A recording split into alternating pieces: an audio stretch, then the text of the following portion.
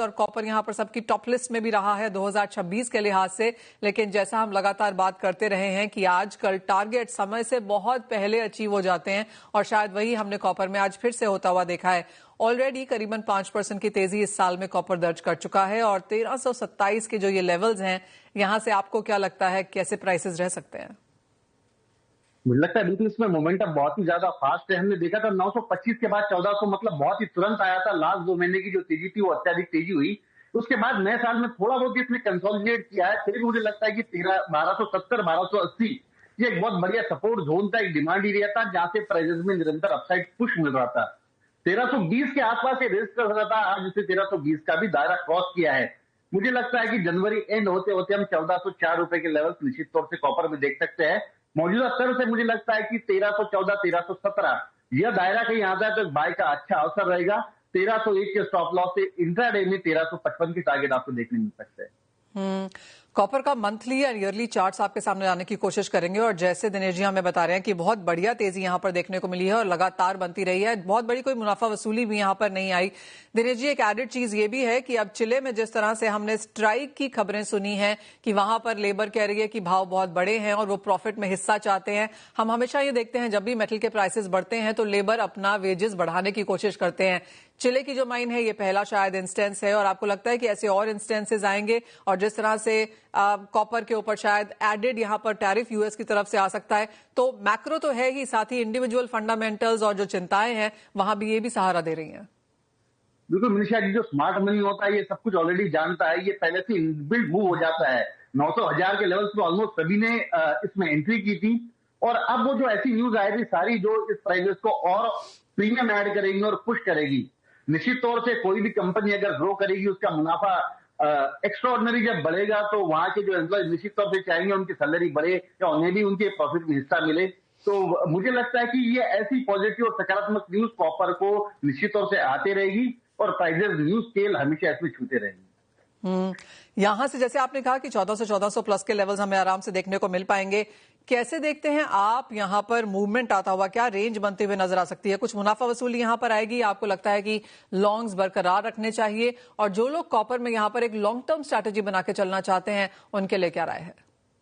Long term जो मैंने पहले भी टारगेट दे रखा था, मुझे 1680 रुपया करीब करीब मई या जून में आता हुआ दिखता है।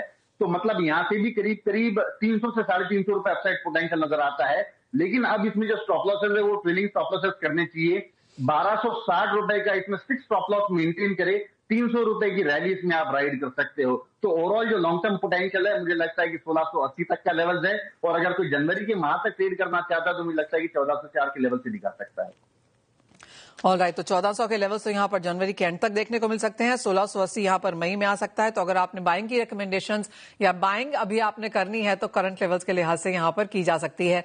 दिनेश जी, इंटरेस्टिंगली सिर्फ कॉपर ही नहीं, जिंक में 14 महीने के हाईज हैं, एल्यूमिनियम 1 साल के हाईज पर है, प्लैटिनम में ओवरनाइट 5% तक की तेजी देखने को मिली है, चांदी 5% तक यहां पर चढ़ी है, इवन निकल जो यूजुअली नहीं चढ़ता है वहां पर भी हमने 1 साल के हाईज बनते हुए देखे हैं। तो अक्रॉस कमोडिटीज आप कहेंगे ये फंड एलोकेशंस है, रीजिग है यहां पर इंडेक्स को लेकर, या जैसे आपने कहा स्मार्ट मनी, स्पेकुलेटिव मनी यहां पर टेंजिबल कमोडिटीज या मेटल्स में रहना चाहती है? बिल्कुल निशा जी, लिक्विडिटी इतनी ज्यादा है मार्केट में कि लोग ये पूछते हैं कि पैसा कहाँ लगाना चाहिए। मतलब चांदी अगर लेते हो तो 170% बढ़ गई, गोल्ड लो 70% बढ़ गया, कॉपर लो 50% बढ़ गया। तो मुनाफे का जो इनका एक वो हम कहेंगे कि जो भूख है वो भी करीब 40 से 50%, क्योंकि किसी को हम कहते हैं कि 10-20% का रिटर्न आया तो कहता है कि ये मजूरी ऐसी नहीं चाहिए, हमें 1 का 2 ही वाला चाहिए। तो अक्रॉस द मेटल्स अगर आप कोई भी सेक्टर देख लीजिए, सिर्फ एनजी और क्रूड अगर छोड़ दीजिए आप, तो सब बेस मेटल्स में ब्रॉड बेस्ड बाइंग है और मुझे लगता है कि इतना बड़ा फंड एलोकेशन है कि प्राइजेस अभी यहां पर रुकने वाला नाम नहीं लेगी। प्राइजेस यहां से निश्चित तौर से ऊपर ही ऊपर जाने का प्रयास करेगी। यूजली हम देखते हैं, और मैं चांदी पर यहां पर बात करना चाहूंगी दिनेश जी, और हमने 2,50,000 के लेवल्स यहां पर फिर से लौटते हुए देखे हैं। हमने ऑल टाइम हाई बनाया था 81 के आसपास और वहां से एक सडन बिकवाली बाजार में आई थी जो सीधा इसको 71 पे ले गई थी। 77 के आसपास के लेवल्स यहां पर हैं। काफी हद तक आप और मैं इस बाजार में हैं, आप तो रोजाना पैसा भी यहां पर डालते हैं। हम जानते हैं कि जो बिग हैंड्स होते हैं वो ऊपर में सडनली दे देते हैं और फिर रिटेल खरीदना शुरू करता है, फिर सडनली उनको दिया जाता है। जो स्मॉल मनी है, जो रिटेल है, वो शायद अब यहाँ पर खरीदने में थोड़ा सा हिचकिचाएंगे। फिजिकल बायर्स ऑफ कोर्स यहाँ पर लौटते नजर आएंगे, लेकिन big money versus small money और जो ये बिग मुनाफा वसूली हमने आते हुए देखी है, उसके बाद बहुत खरीदार बाजार में नहीं लौटे हैं। आप मनी मूवमेंट कैसे देख रहे हैं, स्पेशली चांदी के तौर पर? मनी मूवमेंट उसमें निश्चित तौर से आया। अगर आप ETF देख लीजिए या अगर हमने फिजिकल मार्केट की बाइंग भी है, अब यूटेंसिल्स और ऑर्नामेंट्स में कम होकर रॉ और फिजिकल मतलब इन्वेस्टमेंट के लिहाज से ज्यादा खरीदारी की जा रही है।